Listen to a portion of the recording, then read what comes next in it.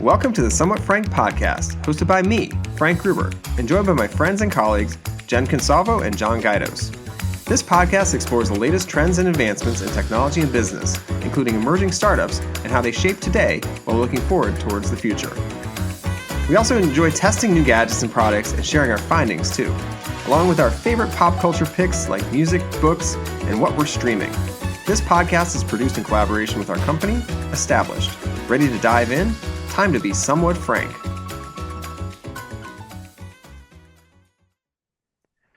Welcome back to the Somewhat Frank podcast. I'm your host, Frank Gruber, co-founder of Established, managing partner of Established Ventures. And today we've got a milestone. We're on episode 75. That's right, episode 75. We've been doing Somewhat Frank for a bit here and finally got up to 75, which is a good age. It's a good number. It's a good number. Today we're going to dive into a bunch of different stories. We're going to start with an update on the Sesame Street saga, which we covered before, as well as OpenAI just made an acquisition and acquired an amazing designer of gadgets. So Jony Ive, as well as a $1 billion live events logistics deal. Actually, the company that did all the Eras tour for Taylor Swift got acquired. And as well as the penny's possible farewell, Napster's surprising return, as well as what we're watching, eating, and or testing this week. We've got a lot going on, but we've got an interesting cast today. It's just me and Simon the Machine Kahan. We've got John Guidos, Johnny Good Times Guidos, and Jen Consalvo are out on their own adventures. I think John's at the Indy 500, and Jen's meditating for weeks on end. So exciting to hear what they're up to when they get back. But in the meantime, Simon, what's cooking? What's going on? Hey, Frank, nice to see you again. Holding it down here in Vermont. Definitely miss John and Jen, but I'm really excited for the podcast today. I'm in Vermont with my family. It is the end of May and it's 40 degrees here and raining, which, believe it or not, is actually pretty good. So spirits are high. We're holed up in our cabin playing lots of Monopoly Deal, which is the best game known to man. And it's very competitive in my family. I was almost estranged last night because I beat all my siblings, and just having a great time, still riding that high. But things are good here in Vermont. Excellent. Yeah, it's about 47 degrees here in Maine right now and gray. It was nice about a week ago and we saw the sun and it's been gray since. So I can feel you there. I don't know what Monopoly Deal is. What's the deal with Monopoly Deal? How's that different than regular Monopoly? Yeah, so it's Monopoly without the board. So it's a bunch of card games, and you like place down properties, and you go on a turn, and there's cards where you can steal other people's properties, and you have like money. It's essentially just Monopoly but card form. Um, and my strategy with normal Monopoly was to cheat, so I can't cheat anymore. The bank is a lot more heavily guarded, so it's been taking some getting used to, but I would highly recommend it. It's so much fun. So if there's no board, there's no like little players, right? So you just do cards, and is there like still the ability to buy like boardwalk, things like that, or how does it work? So you pick up two cards at every turn, and you could pick up Boardwalk, but you can't necessarily buy Boardwalk. And if the makers of Monopoly are listening to this, I think somewhat Frank will get a lot of use out of a sponsorship. So if they want to sponsor us for Monopoly Deal, I think that'd be great. But yeah, it's like an expedited version of Monopoly. And I would play with my siblings as a kid, the normal Monopoly, and it was just terrifying. Like it was always kind of scary rolling the die and then having to walk down the properties, and like my sister's over there somewhere with Boardwalk. So it's taken that fear out of it, which is great. That anxiety around what the role is going to be, right? Sounds interesting. I mean, it sounds like it could be a good mobile game for the summer here. Is if people are traveling or whatever, you can grab it. If it's just a card game, you can pack it pretty easily, whereas you're not packing the board. So good tip there for anyone needing a game on the go. All right. So what have I been up to?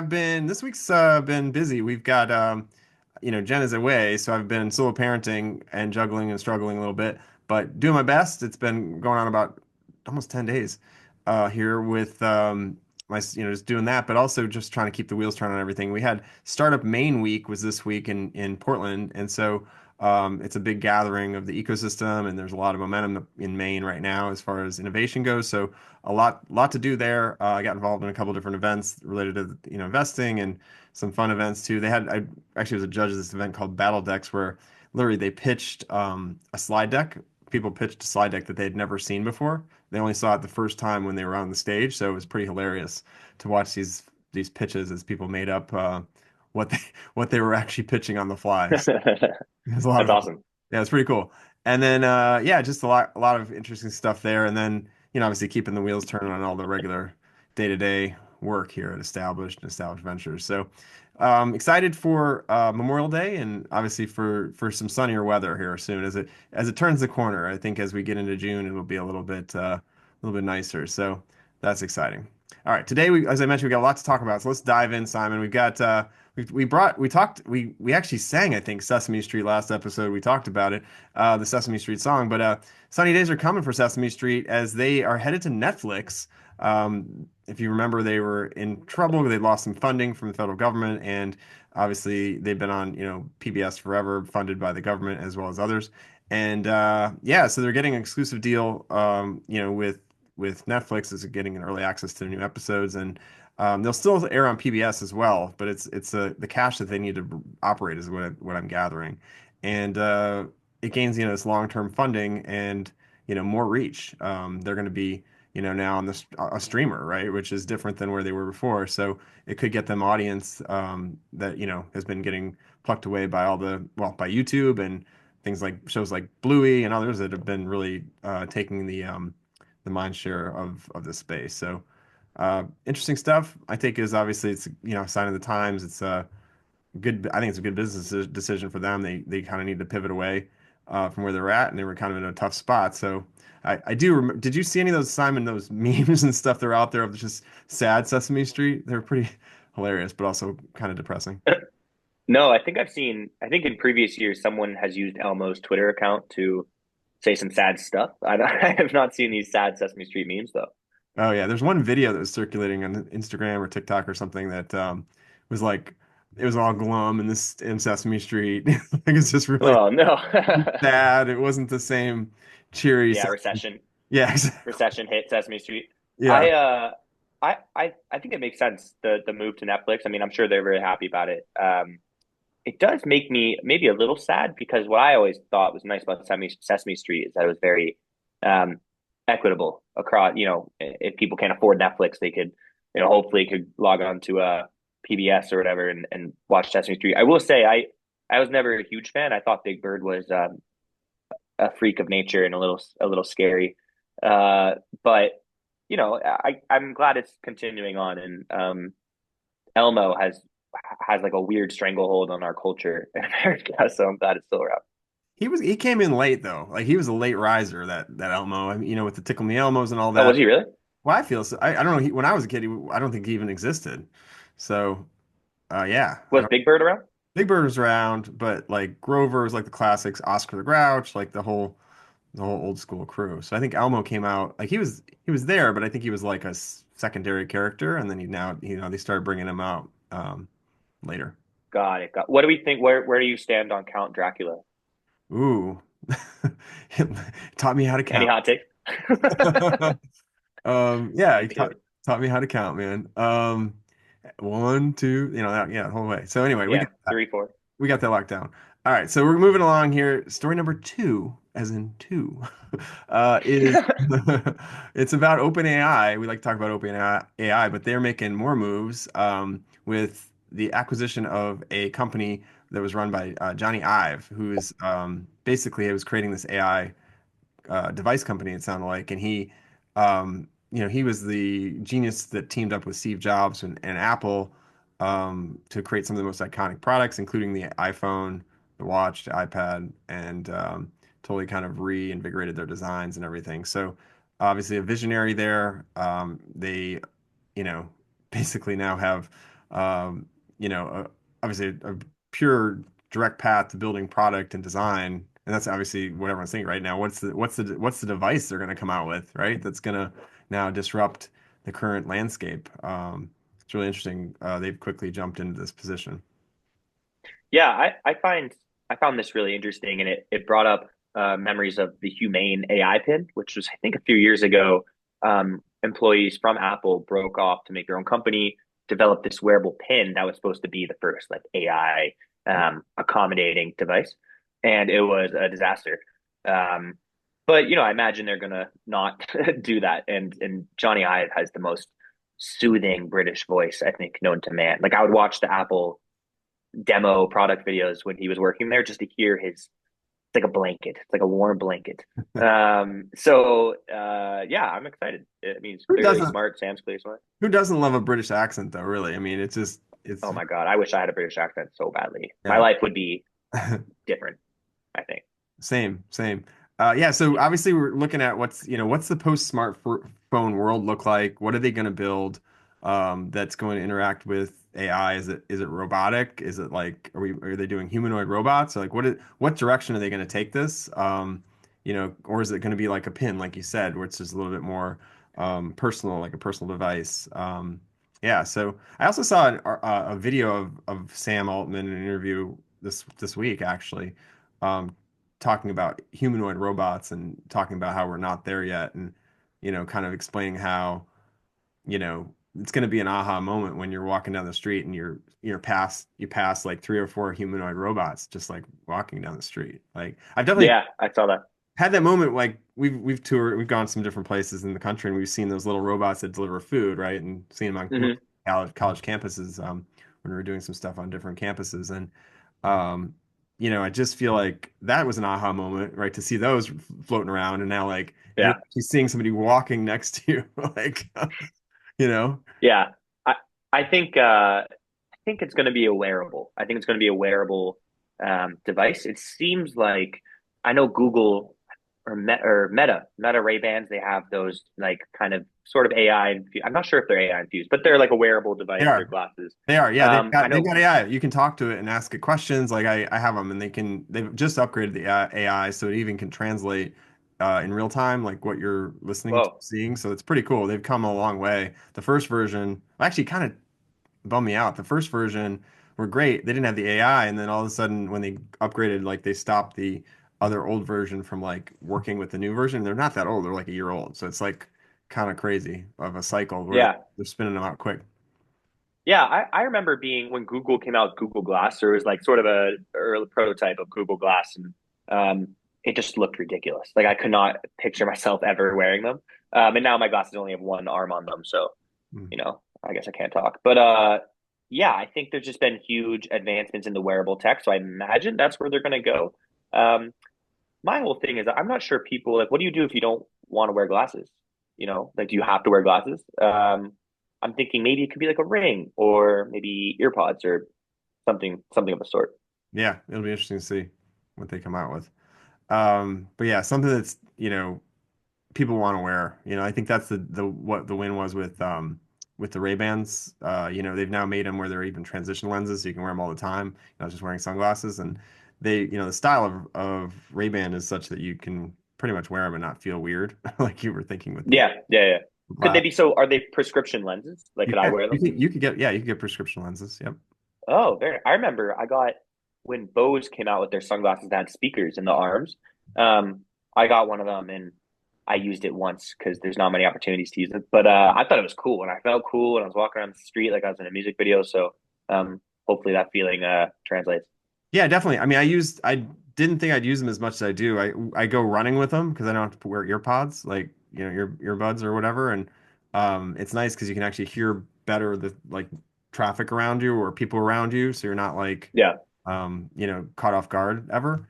And yeah, I like that element of it. So I think and plus I just don't want anything in my ear. It feels nice to not have to put something in my ear. It does. Would you hazard a guess as to maybe how much this product will cost um, when it comes out? That's a tough one. I mean, even like their regular AI products right now are a couple $100 a month, right? So, premium product probably, right? Like, think about like what's the iPhone go for, right? Again, it depends on what it is too, right? If it's a phone, well, then it's going to be comparable with phone prices, right? But if it's Yeah. something else, it's got to kind of fall in line with whatever category that is. So, like the Aura Ring is like a couple $100. I think it's $300 maybe, and maybe 400 for the newest version. But so it's got to fall in that kind of realm if it's a ring. If it's a watch, like what does a watch cost? So it's like all comparable to what category are they going into, right? Or are they Yeah. are, I'm a are they building a car? That would be crazy. I'm kind of sick of charging things, so I'm thinking I want them to give me like AI skin. or something I don't have to take off, and I can just like, I don't know what AI skin would possibly do for me, but something I could wear, and I don't have to take off. Yeah, it'll be interesting what they come up with for sure. Yeah. Um, but again, there's still that sliver of like they could start doing some kind of device, and then also I wouldn't be surprised if they're building humanoid robots. Yeah, and so I remember the video that they released a video on TikTok, a formal sort of collaboration announcement with Sam and Jony in a coffee shop, strangely, talking about their new product, and they were very mysterious about it. But Sam did mention how, you know, using all he specifically mentioned how laptops are like a decade or two old technology, and they're cumbersome, and so he just alluded to kind of the next step in personal computing, and so maybe it's some sort of farmer mobile computer or something, just guesses, but based on the video, that's what I get from it. Hands-free kind of device or something that you just kind of like talk to. Yeah, could be AI skin. Who knows? AI I'm skin. hoping. Yeah, just as long as it's not eye skin, like, oh, that doesn't even work. I don't even know what that means. All right, moving along here. So there was you're familiar with Taylor Swift, right? T Swift, big fan. Yeah, I've heard of it. Yeah, She's that's Swifty. she just yeah, I'm a Swiftie for sure. They obviously went on a great big tour with the Eras tour was just wrapped up I think last November, and I think it was November, and the crew that actually did build that out and did all the logistics just got acquired for about $1 billion. So I just thought it was interesting. It wasn't anything like, you know, not something we normally would talk about, but it just shows you that, these massive tours and events, everyone's focused on like the talent of the stage, but if you think about it, that's a machine, man. It's like the circus, but like an amped up version of that, right? Where you're literally on the go 100%. all the time. They're road warriors, like making it happen every single day. A lot of unsung heroes there, and it obviously helps generate what turns into an amazing experience. So pretty cool that they're Yeah, getting a payday there with that. absolutely. And I think especially with the Eras tour, just the amount of congestion and foot traffic and all the other logistical um, things that come into play when you're hosting a stadium of people, uh like where do vendors go, where do people park, where are the bathrooms, where are their fire exits, like it's all these just insane logistical hurdles, along with setting up the stage and the sound equipment and stuff. So yeah, I mean, I think it's like a super valuable company that can kind of put on an Eras tour level of logistical challenges. Yeah, absolutely. The unsung heroes. I like it. Uh, My brother is a musician, and he brought me on tour, and the caveat was that I had to help backstage. Um, and I wasn't strong enough to lift anything. Like, okay, I'm not super strong, but I'm not like necessarily a weak guy, but oh my gosh, it's incredible. And then they're like moving really fast and yelling at me, and they all have loud voices and stuff. I got really intimidated, but it was fun. they put you to work. They put me to work, yeah. And then I was getting coffee for some other guy for a while. Okay, I was like the intern for my brother. It was really, really cool. that's funny. Pretty good experience though. Still, nonetheless, probably a lot of lessons learned there. All right, so did they even pay you? Did they pay you like a penny or anything? No, because well, it was sort of, I was like staying there on the tour bus for free. Um, no, I did not get paid. And that was the butt of the joke for my brother for a few months. So that was sort of my payment. Entertainment. I love it. But the reason Yeah, I mentioned the penny is, it's going to be retiring, so it's probably not going to be. It might be worth more if you did get a penny.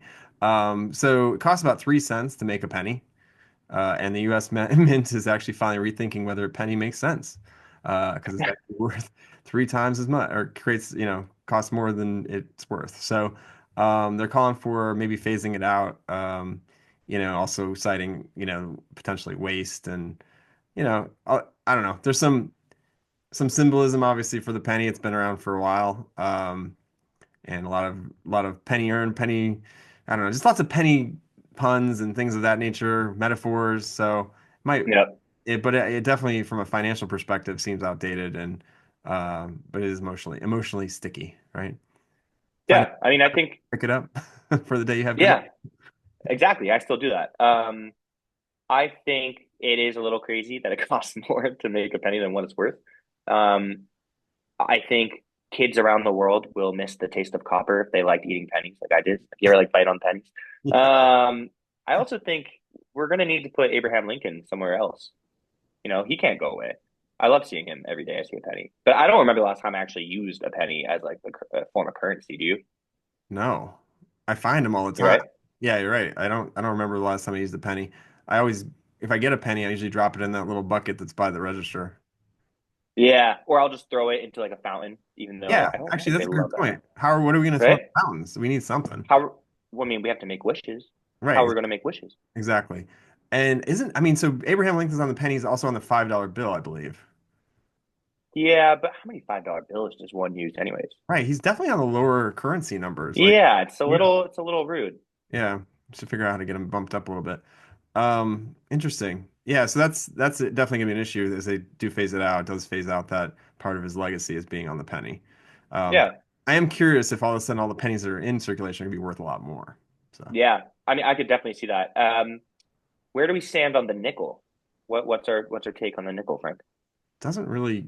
It's a similar. It's very in line with the penny. I I don't. know. Yeah, you start looking into this, it's like, what are we doing here? How much does it cost to create a nickel? I don't even know. I don't think they're even made out of nickel, if I'm being completely real. Right, I think they're something else. right. Now yeah, you're right. Wow, it really does open a whole can of worms with the whole currency, doesn't it? But yeah, 100%. Half dollars can stay. I like half dollars. I like Dollar coins $2. can stay. $2 bills. I like those. I get those. I got one from my aunt like years ago. I still have it from. Oh yeah, I mean, you're not supposed to spend those. Those are good luck. You got to keep it in your wallet, but never spend it. That's what I do. Yeah, absolutely. Hmm. Um, so yeah, don't bring that one away. That's needed just for the putting in your wallet for luck. You would expect with the government trying to find, cost cutting, engaging in cost cutting measures. You would think this might be. I mean, maybe this isn't true, but you would think it might be one of the lower hanging fruit, right? I mean, if it's worth less than what it takes to cost, Yeah, seems like an easy one to get rid of. right, exactly. And it's funny. I wonder how much that would actually save. Like, Like 5 pennies, I think, at yeah, least. yeah, not much. The big A picture, right? thousand pennies. Yeah, right. All right, moving along. Talking about bringing something back. Napster. Remember? Did you ever use Napster? It was like the big deal back in the day when with pirating music and brought before the whole music industry Yeah, started charging yeah. again. It was Sean Parker. I never used it. I was a Groove Shark guy, but then they got, I think, turned into SoundCloud. No, I was not a Napster guy, but I watched The Social Network. I know who Sean Parker is, Mhm. uh, and that's about the level of my knowledge. Yeah, it's Justin Timberlake. Yeah, JT. Yeah. No, no, he's a real person. But yeah, so Napster, interesting. It wouldn't, I mean, if Napster would have gone the legalized route, they would have been, you know, Spotify or SoundCloud or any of these other ones that are kind of doing the same kind of work. But yeah, so anyway, the point of this is that they're getting rebooted. They got acquired by another company, and it's an AI company, and it's a 1.5 billion dollar AI powered music company apparently, and they're going to have AI driven artist tools and personalized music, and it's basically a whole new era for Napster. So if Yeah, pull it off, it's obviously interesting to see the reinvention of of nostalgic brand, right? yeah, 100%. I think I'd be curious to know what they plan to do with AI because I think it's easy to say we're going to be like an AI driven business, and I'm not entirely sure what that means when it comes to music. I know Spotify does a lot of cool, algorithm stuff to make sure that your next song is a song that you'll like based on your previous songs. But I'll be curious what that means for Napster, and I hope it is not leaning into AI generated vocals or lyrics. Personally, I think that is not great. I think AI generated tracks and like producing could be really helpful for producers and sound editors, but um, I would hope they keep a lot of the music pretty authentic to like the human form of expression. Yeah, um there's a lot of AI powered music platforms right now, right? Like wasn't we had we talked about one of them. Was it Soundful? I can't remember which one it was. Maybe. It might have been Soundful.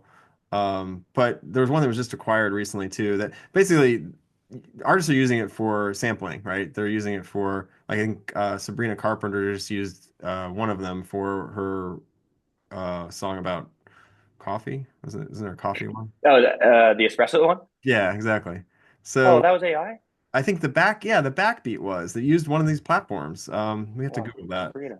Yeah, look that up because I think there's definitely it was used, and that same company was just acquired, and we just had on our previous podcast we talked about that platform. So interesting, but at the same time, you're right. Like vocals, that's a problem, right? Because it's now what's real. And I know John has been playing around with some different things, and he sends me music every so often where he's using AI to generate it, and it's the whole song with like a fake, not Yeah, the AI generated vocals and everything. So, um, I mean, it's interesting. It's really interesting, and obviously competitive to actual musicians. So, yeah. Well, do you remember? I think it was last summer or sometime last year where I think a AI generated.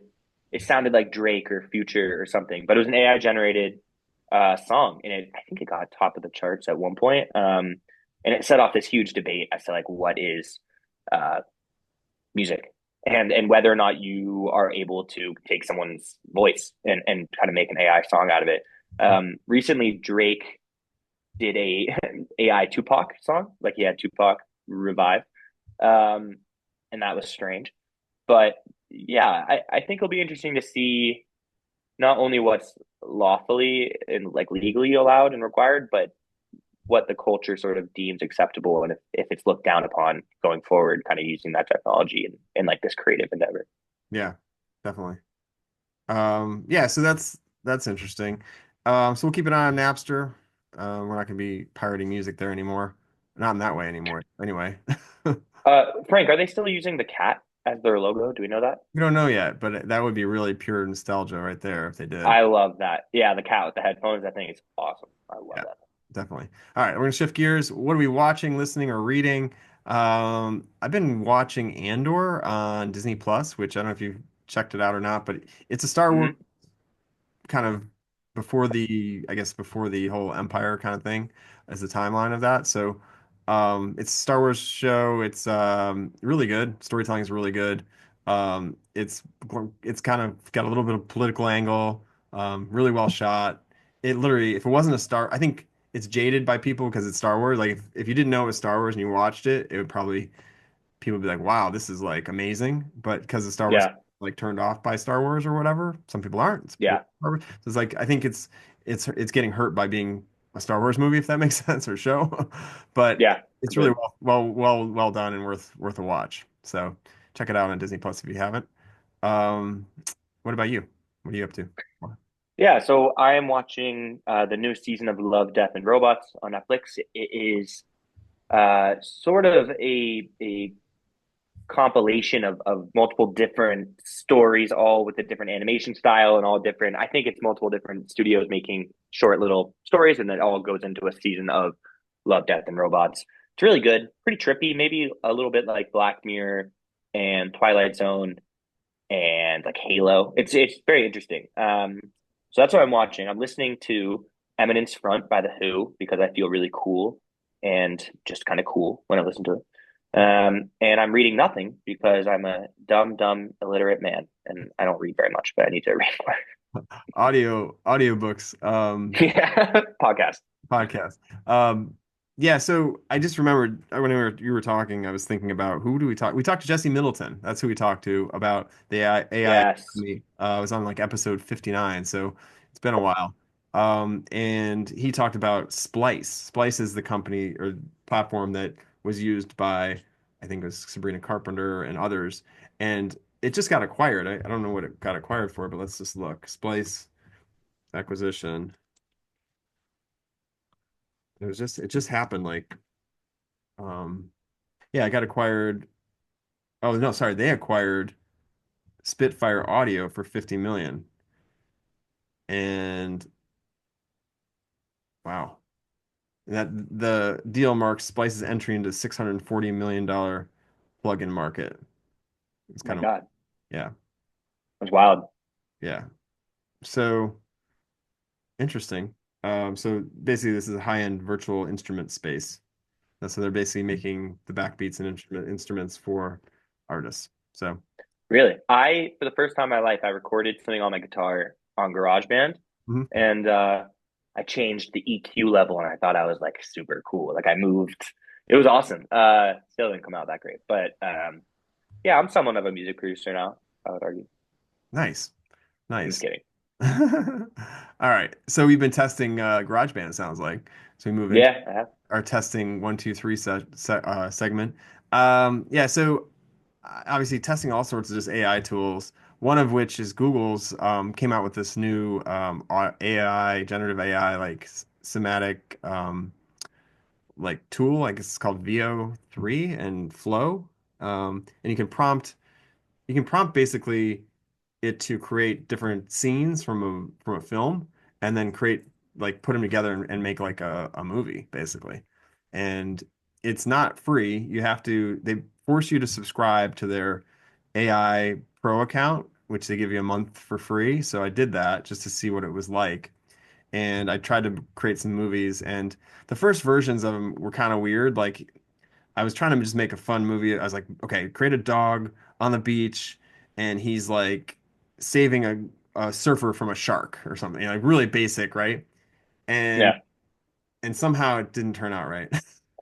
Did the dog didn't they not save the surfer? No, it didn't work out. I thought it'd be a little bit further along. Like I thought it would just like no, like interpret what I may not be good at prompts for that, so I got to do a little more research. Again, this isn't my like spare 5 minutes. I was like trying to play with it. But I think it's interesting that it can even generate that kind of video. Like it was short splices of video. It wasn't like a long video or anything like that. But I've seen some like actual really great videos that it created online. So, others used it and made some amazing things that it would take, you know, teams of people to make back in the day. And Yeah. I don't know. Yeah. I So, saw some examples on TikTok as well. And I think Splice is actually a great like the concept of like a little splice, like a little video is actually great for like Instagram Reels and TikToks, more short form kind of video platforms. So I mhm. can see it lending itself really well to like just short form videos. Absolutely.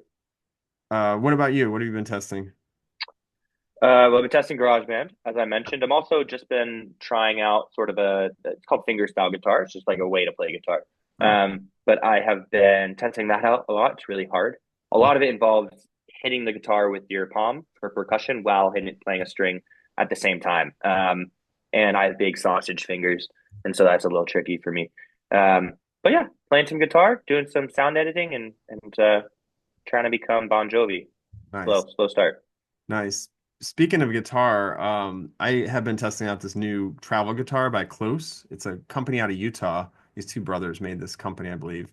And it's KLOS. And it's basically a carbon-based guitar, so it's made out of carbon. And so because it's made out of carbon, it's not as fragile as like a wooden guitar. Mhm. They make a couple different versions. A full version that's like full carbon, and then they have one that's like got a mahogany neck that's got like a rod through the fretboard. So basically the neck of the guitar is like reinforced, so you basically don't have to worry as much about it bending or whatever. So Interesting. anyway, it's interesting. It sounds pretty good. It's electric acoustic and very portable, like super small. You get a really small version. They have larger versions too, but it doesn't really get affected by temperature or like, Yeah, humidity or anything. yeah. Would you say the sound does it produce a sound similar to like a true wooden acoustic guitar? It's pretty close. Yeah. It's not as bellowing, but it's pretty darn close. And I think if you were to plug it in, it would sound really good. Yeah, interesting. Cool. Yeah. How much does it Um, run you? there's various levels. Like the entry level is like I think like 500 or 600 bucks, and it goes up to like their top end ones, which are all full carbon, or like a couple grand. Because you're Oh, basically buying a guitar that you don't ever need like replaced because you're gonna, yeah, it's indestructible. pretty cool. Yeah, that's pretty cool. Oh, and one more thing, the travel guitar actually, you take the neck off. It has screws. You take the neck off, and it can become the size of like a backpack. And it's just like you keep the strings attached, you loosen them, and you like put the neck on the side. So it's very portable. Whoa, that's great. That's actually one of the biggest issues with traveling around with guitars is that it's like this gigantic, cumbersome thing that, and if you ever bring it to an airport, you will see them just like throw it around Oh like yeah, they're playing with the guitar, but not the right way. So they'll play with it by throwing it onto the conveyor belt, and it's really upsetting. it's upsetting, but you never want to check it. So like you want to carry it on, and most you have to really check the rules or regulations of different providers, but more or less, airlines generally are good with musicians like equipment, but sometimes they'll be like, no, there's no room. You need to check it, and Hmm. that's never going to happen. So No, they're going to have to pry it from my dead hand. from your cold, Yeah, yeah, alive hands holding yeah, your yeah, finger. exactly. Basically, yeah, it's like a scene from Meet the Parents or whatever. Or sorry, was it Meet the Parents or Meet the Fockers? Anyway, Meet the foggers. yeah, yeah. So that's how I feel when I every time I check or get on a plane. But this one's really, really easy to travel with. I haven't not taken the neck off yet because I didn't need to because it's so small. It's like literally not that big. It's got Really? full fretboard, so it's pretty cool. Excited about it. All right, so moving along. Final thoughts. You got we talked about a lot of different things today. Wanted to just talk about anything that you're excited about as you re-roll into these June, July, August months? I am not current events or technology. I'm just really excited to fish. I love fishing. It's getting warmer. Me and my brother take the boat out onto this pond. It's stocked, but I love fishing, and I know John does too. Shout out John. Yeah, Hope he's having fun in Indy. But I'm excited for that. awesome. Yeah, I'm definitely interested in doing some fishing here soon. And I actually got a clamming license this year, which I've never done before, Whoa. where you have to like go like dig the clams out of the mud, basically. I've done it before, but not by myself. Do So, they have pearls? Are clams the ones with pearls or are those oysters? ooh, good question. That's making us look kind of silly. Do I clams know. Well, SpongeBob elaborated on this in one of their seasons. I forget. have pearls? Yes, clams have pearls, but they're more common in oysters. So now we've All solved right. the problem. And Yeah. with that, we're gonna wrap it up. Thanks, Simon, for being here today. Appreciate your time and thanks for sharing all your insights and thoughts here on the Somewhat Frank podcast. We'll be back with another episode soon, hopefully with the full crew. But it's fun to just do a smaller, shorter version today. So thanks everybody for listening, and we'll see y'all soon. Thanks for listening to the Somewhat Frank podcast. If you haven't already done so, please subscribe and leave us a review. We love the feedback and are grateful to have you as a listener. Have a great day.